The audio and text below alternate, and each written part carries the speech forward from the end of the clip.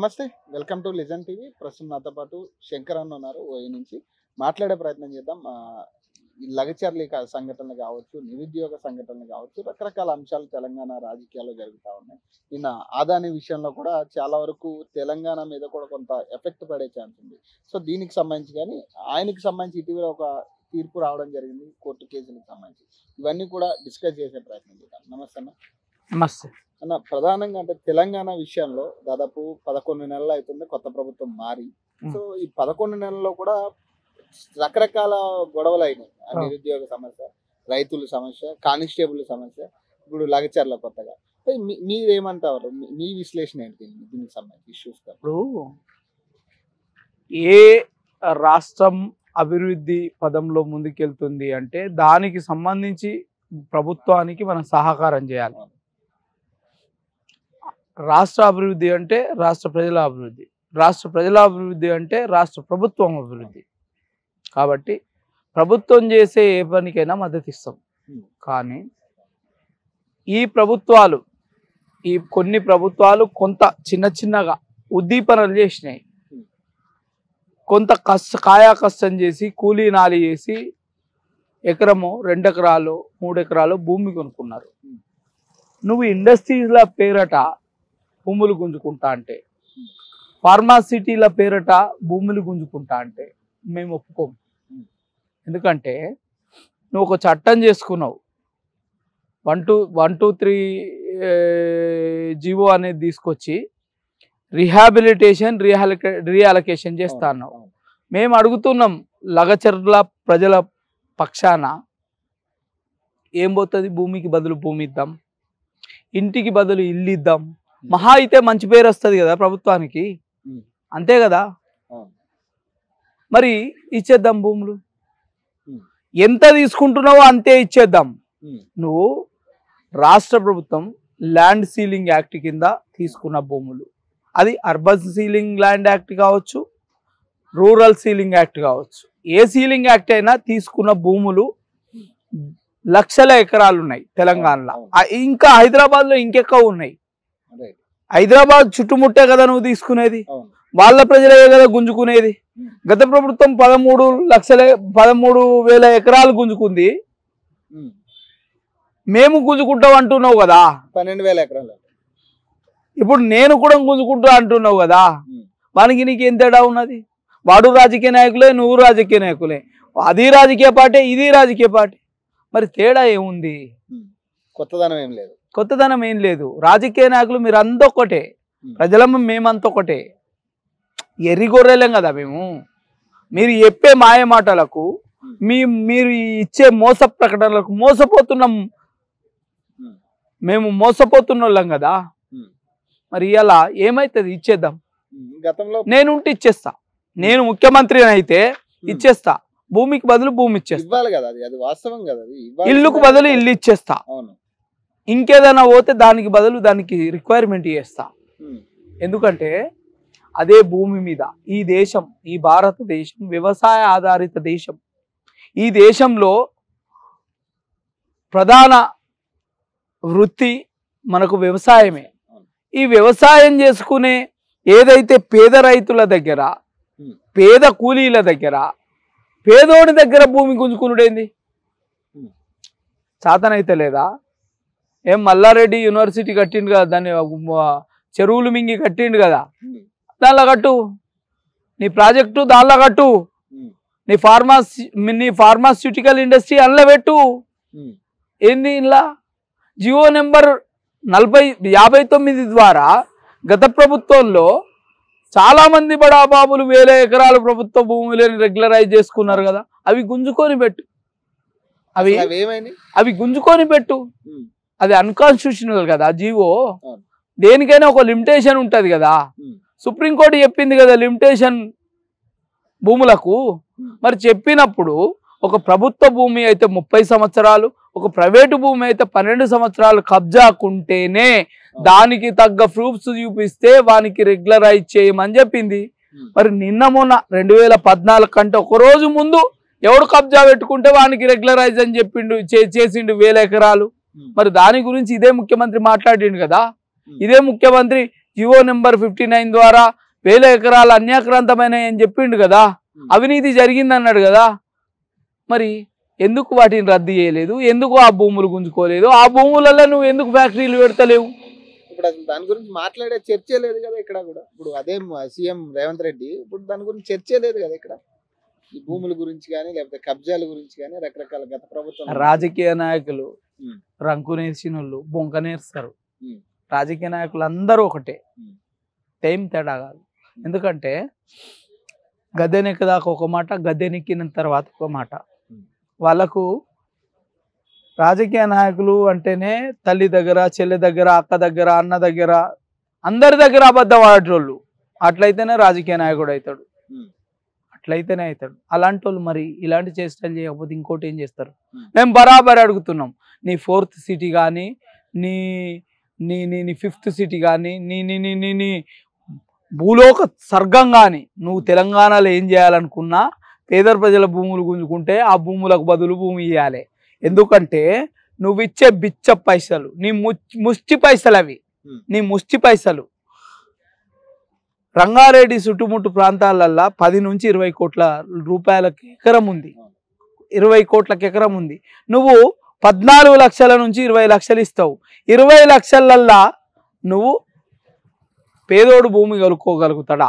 ఈ హైదరాబాద్ చుట్టుముట్టు కొనుక్కోనప్పుడు భూమి భూమి ఆ పైసలే నువ్వు తీసుకొని కొని నీ దగ్గర చాతనైతే నువ్వు కొని ఆ పైసలు నీకే ఇస్తారు కొని.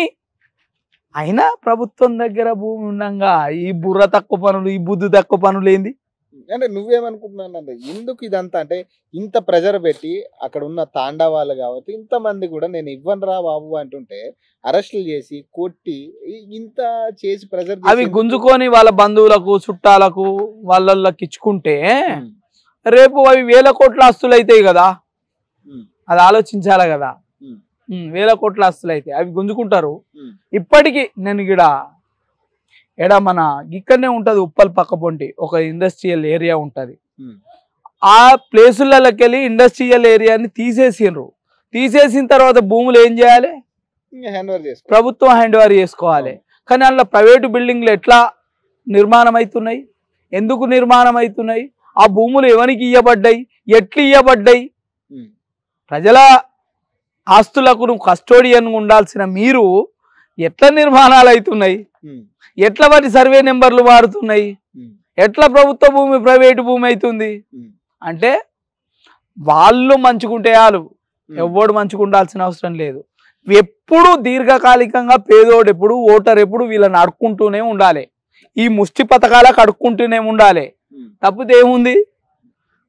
ఇప్పటికి కూడా అదే పథకాల గురించి మాట్లాడుతున్నారు కానీ ఎవరు కూడా ఈ హైడ్రాకి సంబంధించి ఇప్పుడు ఏదో కొత్తగా హైడ్రా అని తీసుకొచ్చిండే మూసి అంటున్నాడు. ఇప్పుడు మీరు అన్నట్టుగా ఏ ప్రభుత్వ భూముల్లో అయితే అక్రమ కట్టడాలు జరుగుతున్నాయి ఫర్ సపోజ్, మరి వాటి మీద ఎందుకు ఫోకస్ చేయట్లేదు? ఎంతసేపు మూసి ఆ నడిబొడ్డం ఉన్నారా, లేదంటే ఇక్కడ ఎవరో చెరువు పక్కన ఏదో చిన్న పేదల షెడ్లు ఈ రకాలు ఎక్కువ కనపడతా ఉన్నాయి, ఈ బిల్డింగ్లు లేకపోతే ఈ పెద్ద పెద్ద ఎందుకు టార్గెట్ చేయట్లేదు? వీళ్ళు డబ్బులు ఇస్తుండ్రు, రాజీకి వస్తుండ్రు, అందుకే టార్గెట్ చేయట్లే. నేను ఒక 2 కంప్లైంట్లు ఇచ్చిన, ప్రభుత్వ భూములు అన్యాక్రాంతం అవుతున్నాయని. ఇప్పటివరకు చర్యలు లేవు. అందులో అందరికీ వాటా ఉంది. ఎవడు నాతోటి డైరెక్ట్ ఒక ఎంఆర్ఓనే అన్నది, ఏముంది 42 ఎకరాలు, 42 ఎకరాలల్లో 2 ఎకరాలు అమ్మద్గూడాల, 2 ఎకరాలు సమీకృత మార్కెట్కి ఇచ్చినాం, ఇంకా 40 ఎకరాలు ఉంది. పేదోళ్ళు గుడిసెలేసుకున్నారు, రెగ్యులరైజ్ చేస్తామన్నది. ప్రభుత్వ భూమిని రెగ్యులరైజ్ చేస్తామన్నది. ప్రభుత్వ భూమికి నువ్వు కదా కస్టోడియన్ ఉండాల్సింది. రేపు ప్రభుత్వ అవసరాలు ఉంటాయి, ఏడికెళ్ళి తెస్తావు, మళ్ళీ పేద ఉందే కదా గుంజుకుంటావు. మరి ప్రభుత్వ భూమిగా నువ్వు అలొకేషన్ చేయాలి. వాడెవడో వెంచర్ కొట్టి, ప్రైవేట్ వాడు వెంచర్ కొట్టి 10 లక్షలకు 12 లక్షలకు 100 గజాలు అమ్ముతుంటే నువ్వు దానికి పట్టాలు ఇస్తా అంటివి. అన్నం తింటుందా, గడ్డి తిన్నదా అర్థం కాలే. పేరు గౌరీ వత్సల, పేరు కూడా అద్భుతమైన పేరు. అధికారి ఎంఆర్ఓ ఆమె నిన్ను రెగ్యులరైజ్ స్కీమ్ కింద రెగ్యులరైజ్ చేస్తా అన్నది. ఉన్న భూములన్నీ రెగ్యులరైజ్ చేసుకుంటూ పోతుంటే, దీని ద్వారా రెగ్యులరైజ్ చేసుకుంటూ పోతే మరి ప్రభుత్వ అవసరాలకు కావాలన్నప్పుడు ఎక్కడికి వెళ్ళి తెచ్చి పెట్టాలి? ఇట్లా భూములు గుంజుకోవడమే ఏముంది. ఇగో ఇదే జరిగేది ఇదే. అందుకే చెప్పినా నేను, ప్రభుత్వం ఎప్పుడు కస్టోడియన్గా ఉండాలి, ప్రజల సంక్షేమాన్ని ఆలోచించాలి, ప్రజలకు మేలు చేసి పనులు చేయాలి, ప్రజలని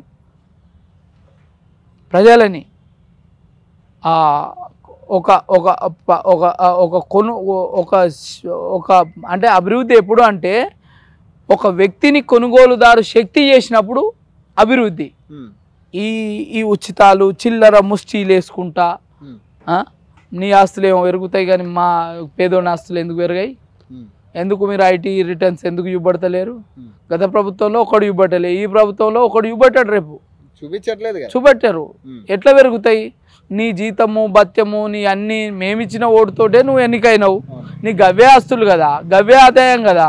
మరి ఎట్లా వేల కోట్ల రూపాయలు లెక్కలు మారుతున్నాయో చెప్పాలి, ప్రజలకు చెప్పాలి, పారదర్శకంగా ఉండాలి, వెబ్సైట్లు పెట్టాలి నీ ఆస్తుల గురించి. ఎందుకు పెట్టావు?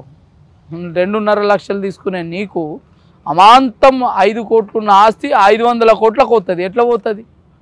ఇట్లాంటివి అన్నీ ఉన్నాయి. ఇవన్నీ ఒకటి అన్నప్పుడు ఈ లగచర్ల ఇష్యూకి సంబంధించి దళితుల మీద దాడులు చేసిర్రు, లేకపోతే దళితుల దగ్గర జరుగుతున్న మహబూబాబాద్ జిల్లా ఏరియా కావచ్చు, ఈ బీఆర్ఎస్ వాళ్ళందరూ ఏంటంటే దళితుల మీద దాడి చేసిర్రు కాబట్టి మేము ధర్నాకు దిగుతున్నామని నిన్న ఒక అందరూ కూడా ఒక పెద్ద చర్చ జరిగింది. మమ్మల్ని ఆపుతున్నారు, మాకు అక్కడ 1 కిలోనికి పరిమితం చేయాల్సిన అవసరం లేదు. ఊరన్న కాడ అన్ని ఇల్లు ఉంటాయి. ఊరన్న కాడ అన్ని ఇల్లు ఉంటాయి కాబట్టి అందరి భూమి తీసుకుంటారు కాబట్టి అందరికీ అది ఎఫెక్ట్ అవుతుంది. కాబట్టి నేను అంటున్నా ఈ ముఖ్యమంత్రికి ఇచ్చేద్దాం, ఏమవుతుంది? మహా అయితే మంచి పేరు వస్తుంది, అంతకంటే ఎక్కువ రాదు కదా. నువ్వు డెవలప్మెంట్ చేయడానికి కోసమే, రాష్ట్రం అభివృద్ధి కావడానికి కోసమే ఫ్యాక్టరీలు తీసుకొస్తున్నావు, నువ్వు మందుల కంపెనీలు పెడుతున్నావు, మేము కాదనం. నువ్వు అందులో ఉద్యోగాలు ఇస్తా అంటున్నావు, ఇస్తావో లేదో తెలియదు. నువ్వు ఇంకా ఇల్లు ఇస్తా అంటున్నావు, ఇవన్నీ ఇస్తా అంటున్నావు, రేపు ఇస్తారో లేదో తెలియదు. నేనేమంటున్నా, భూమికి బదులు భూమి ఇద్దాం, ఇంటికి బదులు ఇల్లు ఇద్దాం, ఓ ఉద్యోగం కూడా ఇద్దాం, ఫ్యాక్టరీలా అదనంగా ఉద్యోగం ఇద్దాం. ఏమవుతుంది? మహా అయితే మంచి పేరు వస్తుంది, అంతకంటే గొప్పగా ఏముండదు కదా. అన్యాక్రాంతం చేసే బదులు చుట్టుపక్కల ఉన్న భూములను అన్యాక్రాంతం చేసే బదులు పేద ప్రజల దగ్గర పెడదాం, ఏమవుతుంది? అంటే ఈ 11 నెలలు 12 నెలల వ్యవధిలో జరిగిన ఇష్యూస్ కావచ్చు, తిరుగుబాటు అనుకోవచ్చు, ఇవన్నీ చూస్తూ ఉంటే తక్కువ టైంలోనే ఒక ప్రభుత్వం మీద తిరుగుబాటు అంటే ఇదేనా, లేకపోతే గతంలో జరిగిందా, లేకపోతే ఏంటి? గతంలో కూడా ఉన్నాయి, లేవని కాదు. కానీ ఈ ముఖ్యమంత్రి ఎక్కువ ప్రపగండ కట్టుకో, ఎక్కువ అబాసుపాలు అవుతుండు. ఎందుకంటే నిర్ణయాలు సకా లేవు. ఎట్లా అసలే ఆనాడు ఆ ప్రభుత్వం అప్పుల కుప్ప పెట్టిపోయింది నీ తల మీద. ఎట్లా ఎకనామిక్ జనరేషన్ చేయాలి, ఎట్లా ప్రజల మీద భారం పడకుండా చూడాలి, ఎట్లా ఈ రాష్ట్రానికి సంక్షేమాన్ని అందించాలి అనే విజన్ లేదు. విజన్ ఉంటే నీకు ఆలోచన ఉంటుంది, ఆలోచన లేదు. ఆఖరికైతే ఇంకా నయము, ఆ 1-2 భూములు మిగిలిపోయినాయి. హెచ్ఎండిఏ పరిధిలతో పాటు జిల్లాలలో ఉన్న భూములని వేలానికి పెట్టిండు. నేను పుట్టి బుద్ధెరిగిన కాడ నుంచి ఇప్పటి వరకు నేను చూడలే, ప్రభుత్వము వెంచర్లు కొట్టి అమ్మింది చూడలే, వినలే. నేను నియోపోలిస్ వెంచర్ అని, ఇది మన భగాయత్ వెంచర్ అని, ఇట్లా భూములు ప్రభుత్వమే వేలం పెట్టి అమ్మిన అది నేను ఇప్పుడు చూస్తున్నా. గతంలో కొద్దిలంతా ఏదో గవర్నమెంట్ హెచ్ఎండిఏ లేఅవుట్ చేసి అమ్మినరు, కానీ అదంతా పెద్ద ఎఫెక్టివ్ ఇవ్వటలే. కానీ ఇదైతే మరీ దారుణం, వెంచర్లు కొట్టి 1000 ఎకరాలు అమ్మినరు. మరి ఇదే గవర్నమెంట్ లేదు, రకరకాల ఇష్యూస్కి సంబంధించి ల్యాండ్ ఇష్యూస్, ల్యాండ్ గ్రాబింగ్కి సంబంధించి మేము ఖచ్చితంగా జోలం విదిలిస్తామని చెప్పి ఇదే గవర్నమెంట్ చెప్తా ఉంది కదా. మరి ఇప్పుడు మీరు అన్నట్టుగా అమ్ముతున్న గవర్నమెంటే, మేము ఇది చేస్తాం అది చేస్తాం, రకరకాల అంశాలు, మూసి అంశాలు, మీరేం చెప్తారు దీనికి సంబంధించి? అంటే మూసి ప్రక్షాళన ఓకే, అభివృద్ధి అనేది జరుగుతుందా? వీళ్ళు అనుకున్న ఐటీ పార్కు, రకరకాల పార్కులో చేసే ఛాన్స్ ఉంటుందా ఆ మూసి మీద? మూసి బ్యూటిఫికేషన్ ఎవడడిగిండు నీకు? మూసి దాని ఏమంటారు, సుందరీకరణ కాదు, ఇంకో మాట అంటారు చూడు, పునర్జీవం. మూసి పునర్జీవం కావాలి, కానీ మూసి సుందరీకరణ అవసరం లేదు. కంపులని సొంపేంది, ఆ కంపులని సొంపేంది అని అడుగుతున్నా నేను. ఏ మూసీల ఎవరిని ముంచి పునీతుని చేస్తావు? అదేమన్నా గంగా జలమా, అదేమన్నా గోదావరి జలమా, లేకపోతే అదేమన్నా కృష్ణా జలమా? కృష్ణా జలమా? అందులో ఎవరిని ముంచి తీస్తావు? ఎవరిని పునీతుని చేస్తావు? దానికి 1,50,000 కోట్ల బడ్జెట్ ఏంది? ఆ పెద్ద మనిషి ఏమో కాళేశ్వరం అని శనేశ్వరం మీద పెట్టిండు. ఈ పెద్ద మనిషి ఏమో మూసి అని ఆ కంపు తీసుకొచ్చి మా నెత్తి మీద పెట్టడానికి తయారైండ్రు. అంటే రాజకీయ నాయకులు ఎవ్వడు తేడా కాదనే దానికి ఇప్పుడే చెప్పిన ఉదాహరణ. ఇది కూడా ఉదాహరణనే. మూసి పరివాహక ప్రాంత బిడ్డలు, నా నల్గొండ బిడ్డలు ఆ కలుషిత నీటి వల్ల విష తుల్యమైన నీటి వల్ల పంటలు కావచ్చు, వాళ్ళ ఆరోగ్యాలు కావచ్చు క్షీణిస్తున్నాయి. దానికి సంబంధించి చెయ్యి, నేను దాన్ని ఒప్పుకుంటా. దానికి సంబంధించి చెయ్యి, తలో చెయ్యేస్తా. మూసికి ఏం కావాలి? మూసిలో మురికి నీళ్ళు కలవకుండా గోడలు కట్టాలి చుట్టూ. ఎన్ని అంటే మూసి సిటీ ఎక్కడ స్టార్ట్ అవుతుందో అక్కడ నుండి ఇక్కడి వరకు మూసిలో మురికి కలవకుండా గోడలు కట్టాలి. గోడలు కట్టు, 2 వానలు కొడితే క్లీన్ అవుతుంది. 2 పెద్ద వానలు కొడితే క్లీన్ అయిపోతుంది. మరి ఇంతకంటే ఎక్కువ ఏం కావాలి? అయినా క్లీన్ కాకుండా ఒకవేళ గోడలు కొట్టిన తర్వాత క్లీన్ కాకపోతే చివరి ఎండింగ్లో ఓ 2, 3, 4 STPలు పెట్టి ఆ నీటిని శుద్ధి జలంగా చేసి పారియరాదు. ఫస్ట్ హైదరాబాద్ మురికిని ఏడికి పంపిస్తావో దానికి ప్రణాళికలకి. హైదరాబాద్ మూసీలకు మురికి పోకుండా హైదరాబాద్ నీటిని ఎక్కడికి పంపిస్తావో దానికి ప్రణాళికలకి. దాని తర్వాత నువ్వు మూసీ సుందరీకరణ పెట్టు. బ్యూటిఫికేషన్ అనకు, లూటిఫికేషన్ అవుతుంది. అది ప్రతిపక్ష నేత లూటిఫికేషన్ అంటుండు. మేము దాన్ని నమ్ముతున్నాం. బరాబరి మేము నమ్ముతున్నాం. 1,50,000 కోట్లు ఏంది? ఏం ప్రాజెక్ట్ కట్టినావు దాని మీద? ప్రాజెక్టు కడుతున్నావు దాని మీద? ఎందుకు 1,50,000 కోట్లు? బుద్ధి ఉండాలి కదా, ఏమన్నా బుద్ధి ఉండాలి కదా. ఏదో వీళ్ళ అయ్య సొమ్మో వీళ్ళ అవ్వ సొమ్మో అయినట్టు మంత్రులు ఇటొక్క టీము అటొక్క టీం పోయింది ఎగేసుకుంటూ పోయినరు. సౌత్ కొరియాలో ఏం నది అది? సియోల్ నది అంట. ఇటు థేమ్స్ నదికి వేయరు ఇద్దరు, 2 టీములు. మా సొమ్ముతోటి సోకులవాడి వేయరు. మీకేమైనా బుర్రుందా? మీకేమైనా బుద్ధుందా? ఎందుకేనరు? ఈ దేశంలో లేవా? ఈ దేశంలో గతంలో చేసిన ప్రాజెక్టు లేవా? అయినా నేను ఇంకొక మాట అడుగుతున్నా. దక్షిణ కొరియా దేశ ప్రజల జనాభా ఎంత? ఇండియా జనాభా ఎంత? దక్షిణ కొరియా జనాభా భౌగోళిక పరిస్థితులు ఏంది? ఇండియా భౌగోళిక పరిస్థితులు ఏంది? దక్షిణ కొరియా ఎకనామీ ఏంది? ఇండియా ఎకనామీ ఏంది? కనీసం గా మాత్రం బుర్ర తక్కువ బుద్ధి లేని వాళ్ళు ఎగేసుకుంటా వేయరు. పోయి సుందరీకరణ పేరట 1,50,000 కోట్లు నాశనం చేద్దామని, మూసిలా ముంచుదామని ఇలా ప్రణాళికలు వేసుకున్నారు. ఎందుకంటే భూమిలో పెట్టే ప్రైసర్లకు లెక్క ఉండదు కదా, పత్రం ఉండదు కదా. లెక్క దొరకది, పత్రం దొరకది. ఎంత వేసుకున్నోనికి వేసుకున్నంత. కాళేశ్వరంలో 10% కాంట్రాక్టర్లకు కాదు, ఇంజనీర్లకు ఇచ్చిండ్రు. ఇంజనీర్లకే 10% మరి వాళ్ళు తీసుకున్న ఇంజనీర్లు మరి ప్రభుత్వం ఇచ్చే జీతం తింటుర్రా, గడ్డి తింటుర్రా అర్థం కాలే. మరి ఈ దొంగతనం గట్టేంది, దొడ్డిదారి గట్టేంది బాహటంగా 10%. మళ్ళీ వాళ్ళకి ఇస్తానంటుండు కదా. ఇప్పుడు ఇది ఈ కాంట్రాక్ట్ కూడా ఈయన గతంలో అసలు మెగా అనేదే పెద్ద దగా అని చెప్పి మాట్లాడిన పెద్ద మనిషి మళ్ళీ ఈ కాంట్రాక్ట్ కూడా వాళ్ళకి ఇస్తున్నామని చెప్పి అనౌన్స్ చేసిండు కదా ఈయన. ఇప్పుడు ఇది కూడా లూటీ అవుతుందా లేకపోతే పరిస్థితి? రాజకీయ నాయకులు అంతా ఒకటే, ఎవ్వడి తేడా కాదు, వన్ విజన్ తేడా కాదు. అంతా గుండాలు, రౌడీలు, డెకాయిట్లు, వీళ్ళే రాజకీయ నాయకులు. మంచోడు ఎవడని రాజకీయాల్లో ఉన్నాడా? ఒక్కసారి గిట్లా ఏలు పెట్టి గిడి మంచోడు అని చూపెట్టు. ఉంటే బతకనిస్తారా? పని చేయనిస్తారా? మళ్ళీ గెలవనిస్తారా? మరి ప్రజలు మళ్ళీ ఓట్లేస్తారా? వీళ్ళు కూడా వేరు, వీళ్ళు కూడా మంచోళ్ళు కాదు, ప్రజలు కూడా మహా చెడ్డోళ్ళు. నీ నీ నీ ఇంటి పక్కకు నీకు నీ తాలూకాలను నీ జిల్లాలను ఒకడు మంచోడు దొరుకుతలేడా? మంచోడు కదా ఓటేయాల్సింది. ఏ పార్టీ వాడు కాదు కదా, ఏ పార్టీ వాడు కావాలని ఆ కాళోజీ నారాయణరావుకి అంత పెద్ద మాటలు కనిపిస్తాయి కదా. మరి కనిపించినప్పుడు మరి వీళ్ళు ఎవరికి ఇస్తుండ్రు ఓట్లు? పైసలు ఇచ్చినోనికి ఎట్లు ఇస్తుండ్రు? మీ నల్గొండ మీరు అన్నట్టుగా నల్గొండకు సంబంధించి ఏదైతే కాలుష్యం అవుతుందో కాలుష్యానికి సంబంధించి ప్రధానంగా అక్కడ ఉన్న ఫార్మా కంపెనీసే కదా, ఫార్మా కంపెనీస్ రకరకాల కంపెనీలు ఏవైతే ఉన్నాయో వీటికి సంబంధించిన వ్యర్థాలే కదా ఇప్పుడు ఈ ఇష్యూ అంతా మెయిన్. మరి వాటి సంగతి ఎందుకు మాట్లాడట్లేదు వీళ్ళు? అంటే ఈ పెద్ద మనుషులందరూ వెళ్ళి చూసి వచ్చిన వాళ్ళు మరి వాళ్ళే కదా కంపెనీలు, కంపెనీ వాళ్ళది కదా. కంపెనీ ఇప్పుడున్న ఏవైతే కంపెనీలు ఉన్నాయో కంపెనీలన్నీ రాజకీయ నాయకులే కదా. ముందు అయ్యి ఆపితేనే కదా ఇప్పుడు ఇక్కడ శుద్ధీకరణ లేకపోతే ఇంకోటి ఎందుకు ఆపుతాడు? కదా. ఎందుకు ఆపుతాడు? ఎందుకు ఆపుతాడు? వాని సొంత ఆస్తులు పెంచుకోవడం ఆగిపోదా? అయిపోతుంది కదా, అందుకని ఆపడు. కానీ సుందరీకరణ అవ్వాలి అంటే పునర్జీవం అయితే రావాలి ఖచ్చితంగా మూసీకి. అది మాత్రం అంటే నేనేది ఏంటంటే కనీసం అక్కడ దాకా వెళ్ళిన సీఎం అది దీనివల్లే కదా ఇదంతా జరుగుతుందనేది చెప్పాలి కదా.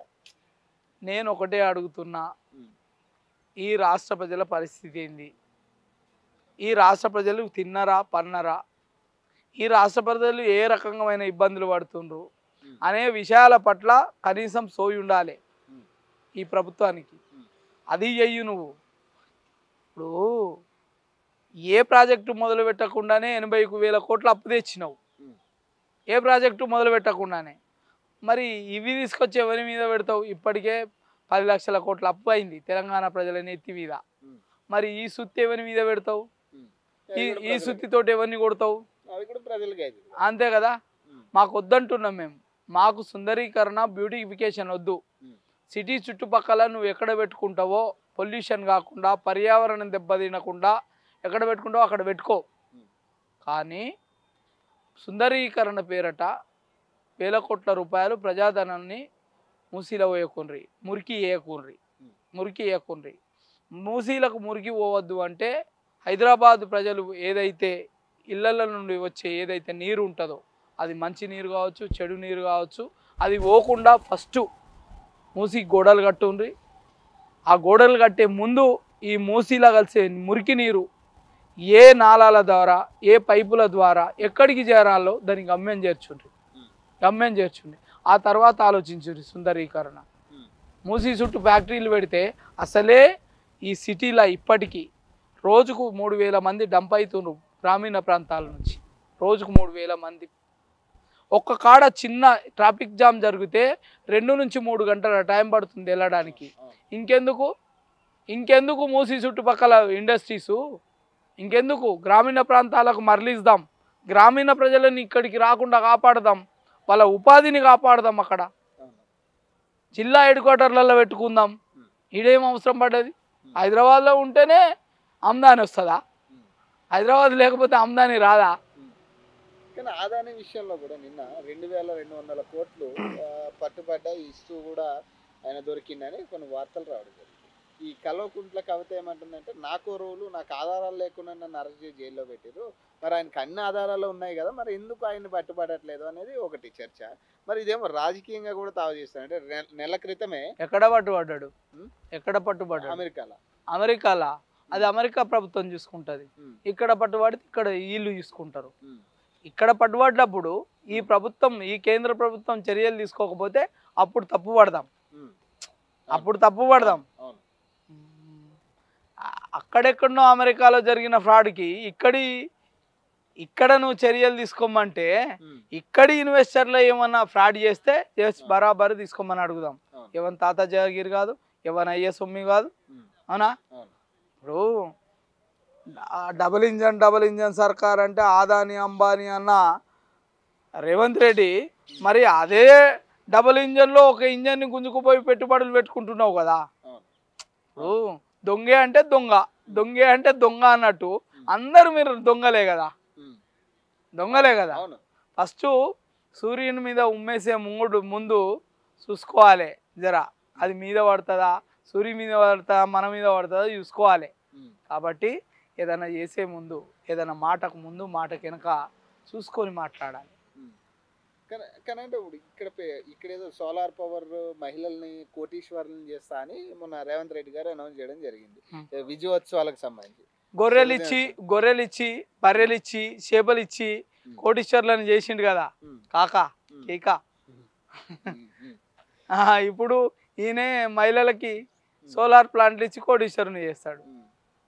సరే మంచి ఆలోచన అనుకుందాం. నేను ఒక సబ్సిడీ కింద నేను కొంత ఇస్తా, నువ్వు కొంత చేసుకొని డెవలప్ కమ్మనేయడం గొప్ప మంచి ఆలోచనే. కానీ ఉచితాలు ఇచ్చి ఇంట్లో వండబెట్టడం మంచి ఆలోచన కాదు. నీకు దీపం ఇస్తా, ధూపం ఇస్తా, నీకు ప్రయాణం ఉచితం ఇస్తా, లేకపోతే నీకు అన్ని నేను స్కూటీ ఇస్తా, బంగారం పెళ్ళి అయితే బంగారం ఇస్తా, సింగారం చేస్తా అంటే ఇవన్నీ పని చేయి. ఇవన్నీ మంచి కావు, ఎదుగుదలకి కావాలంటారు. ఎస్, ఒక వ్యక్తి కొనుగోలు శక్తి కావాలంటే ఏం చేయాలి? ఈ టెండర్లలో మా భాగస్వామ్యం కావాలి, నీ రాజకీయంలో మా భాగస్వామ్యం కావాలి. అలా అవుతుందా? అంటే భాగస్వామ్యం నార్మల్గా మన పబ్లిక్ నిజంగా అంత రాజకీయం వాళ్ళతో కలిసి లేకపోతే భాగస్వామి అనేది అయ్యే ఛాన్సేనా ఇప్పుడున్న రాజకీయాల్లో? 75 ఏళ్ళ స్వాతంత్ర చరిత్రలా ప్రతోడు ప్రజలను మోసం చేసినోడే కానీ ప్రజలకు సంక్షేమం చేసినోడు ఎవడు లేడు. మరి ఆ ప్రజలకు సంక్షేమం ఎవరి పైసలు చేయతోటి ఏమంటుర్రు? మా పైసలు మా ట్యాక్సులు మాకు చక్క ఖర్చు పెట్టరా అంటే సగం దొబ్బి కొసరేస్తుండ్రు, సగం దొబ్బి కొసరే. ఈ సంవత్సర కాలం వాళ్ళు ఏదో శత దినోత్సవం రకరకాల అంశాలు ఏదో పెట్టుకున్నారు, దానికి వజ్రోత్సవాలు వారోత్సవాలు రకరకాల అంశాల మీద పిలుచుకుంటా ఉన్నారు. ఈ వారం రోజులు కూడా దీనికి సంబంధించి సంవత్సరం కావస్తుంది కదా, సక్సెస్ఫుల్ గా సంవత్సరం గవర్నమెంట్ నడిచింది, మేము అన్ని వేళలా మేము అక్కడ సెలబ్రేషన్ చేసుకుంటా అంటున్నారు. వాళ్ళకు సక్సెస్ఫుల్ గా నడిచింది, ప్రజలకు మాత్రం బాధాకరంగా నడిచింది. ఒక పక్క రైతు బీమా లేదు, ఒక పక్క రైతు బంధు లేదు, ఒక పక్క రైతు రుణమాఫీ లేదు, ఒక పక్క 2000 మహిళలకు 2500 లేవు, ఒక పక్క వృద్ధులకు 4000 రూపాయలు లేవు, ఒక పక్క వికలాంగులకు 6000 రూపాయలు రాలేదు, ఒక పక్క పెళ్లి చేసుకున్న వాళ్ళకు తులం బంగారం రాలేదు, లక్ష రూపాయలు రాలేదు, నిరుద్యోగులకు క్యాలెండర్ ఇయర్ రాలేదు, నిరుద్యోగులకు ఉద్యోగాలు రాలేదు. ఇంకేం చెప్పాలి? దీపం పథకం రాలేదు, ధూపం పథకం రాలేదు. ఏం చేస్తాం? ఒక్కటి మాత్రం వచ్చింది, తాగిపిచ్చి ఆస్తులు ఆదాయం పెంచిర్రు, ఆ ఆదాయంతో జూదాయం చేస్తున్నారు. అలా కదా. ఇప్పుడు 2 లక్షల ఉద్యోగాలు వాళ్ళు చెప్పింది, ఇప్పుడు 58,000 పైచీలకేయో ఇప్పుడు దాకా వాళ్ళు వేసినాయి అంతా వాళ్ళు చెప్పే లెక్క. అంటే ఇప్పుడు 2 లక్షల ఉద్యోగాలు ఇంకొక నెల ఉంది, మరి 2 లక్షల ఉద్యోగాలు కంప్లీట్ అవుతాయా? వాళ్ళు ఏమంటారంటే ఖచ్చితంగా మళ్ళీ ఖాళీలు అవుతా ఉన్నాయి, మళ్ళీ మేము నోటిఫికేషన్ తీస్తాం, మళ్ళీ మేము ఉద్యోగాలు తెప్పిస్తాం అంటారు. నేను చెప్పిన మొదలే హామీల పేరట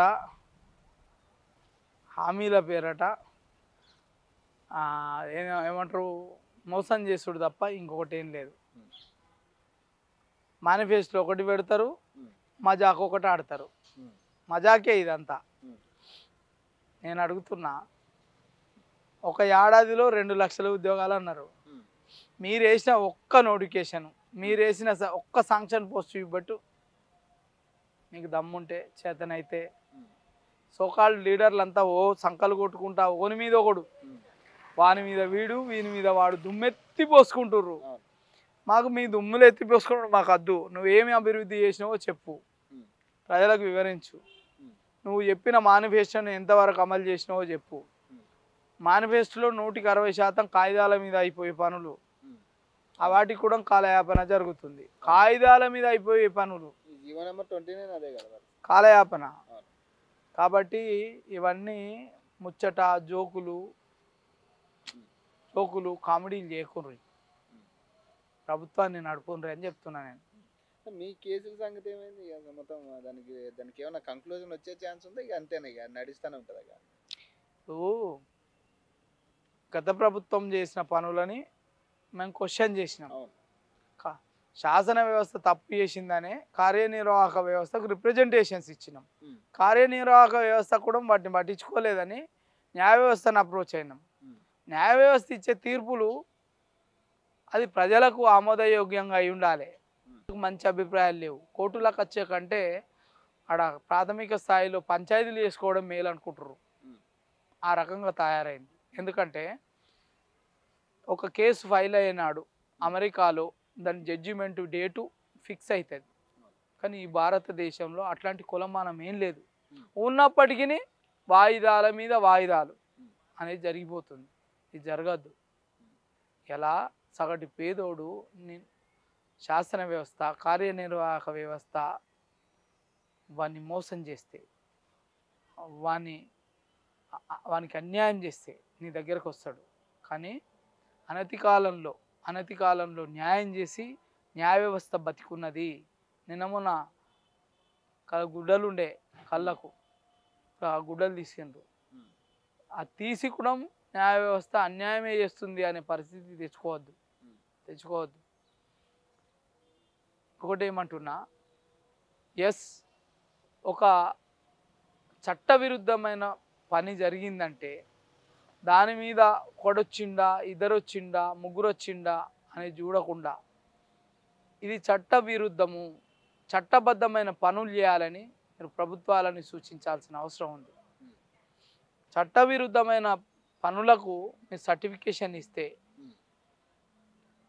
ఈ మాత్రం ఉన్న వ్యవస్థ కూలిపోతుంది, కుప్ప కూలిపోతుంది. కాబట్టి అట్లాంటివి చేయకుండా లక్షలలో నిరుద్యోగులు బయటికి వెళ్తుండ్రు. ఒక్క నోటిఫికేషన్ పడితే 4 లక్షల మంది, 10 లక్షల మంది, 15 లక్షల మంది అప్లై చేసుకుంటున్నారు వాళ్ళని వాళ్ళు పరీక్షించుకోవడానికి. కాబట్టి అలాంటి ప్రక్రియలలో తప్పుడు దొడ్డిదారులు, తప్పుడు విధానాలు మీరు పాటించడం వల్ల ఇబ్బంది కలుగుతుంది. కనీసం కోర్టుల తలుపు తడితే న్యాయం జరుగుతుందనే ఒక నమ్మకాన్ని కలిగేయండి. అడ్వకేట్లు చేసిన తప్పులను లేదా పిటిషనర్ చేసిన తప్పులను ఆధారం చేసుకొని పిటిషన్లు కొట్టేయకుండ్రి.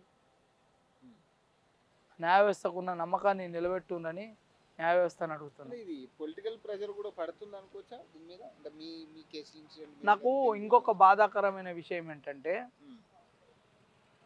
ఈ దేశంలో 122 పైచిలుకు సార్లు రాజ్యాంగాన్ని మార్చుకున్నాం.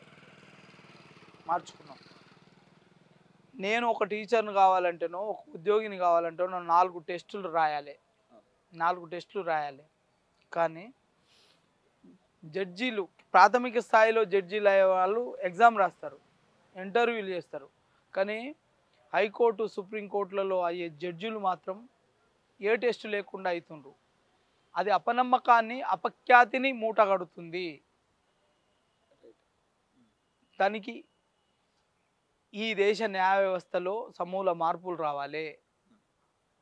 ఈ విధానానికి స్వస్తి పలకాలి. ఒక జ్యుడిషియల్ ఒక కమిటీ వేయాలి. ఆ కమిటీ ద్వారా ఎగ్జామ్ పెట్టాలి. ఎగ్జామ్ పెట్టి నియామకాలు కావాలి. ఇది నా కోరిక కాదు, ఇది దేశ ప్రజల కోరిక. మీ కోర్టుల మీద ఉన్న సగటు పేదోనుకున్న అభిప్రాయం ఇది, నా అభిప్రాయం కాదు. కాబట్టి మేము 4 ఎగ్జామ్స్ రాసి వచ్చిన మేము ఏ ఎగ్జామ్ లేకుండా వచ్చే న్యాయ వ్యవస్థలో ఉన్న న్యాయమూర్తులు దీన్ని పునఃసమీక్షించుకోవాలి. ఇది తప్పుడు ఇండికేషన్ ఇవ్వబడుతుంది ప్రజలకి. అందుకే చాలామంది ప్రజలు అవకాశం ఉండి కూడా కోర్టు మెట్లెక్కక కింద పంచాయతీలు చేసుకొని ఒడగొట్టుకుంటారు. కాబట్టి మనం మారాలి. వ్యవస్థలో ఉన్న అన్ని రకాలైన శాసన వ్యవస్థ కానీ, ఎగ్జిక్యూటివ్ వ్యవస్థ కానీ, జ్యుడిషియరీ కానీ అన్నీ మనం ప్రజలకే సేవకులం. అందరం ఓటేసిన ప్రజలకే సేవకులం. అంతేగాని మన ఇండివిజువల్ ఏది చేయడానికి లేదు. కాబట్టి ప్రజలు కూడా గమనించాలి. పారదర్శకమైన పాలన ఉండాలి. మంచి పాలితుని, మంచి పాలించే వానికి ఓటేయాలి.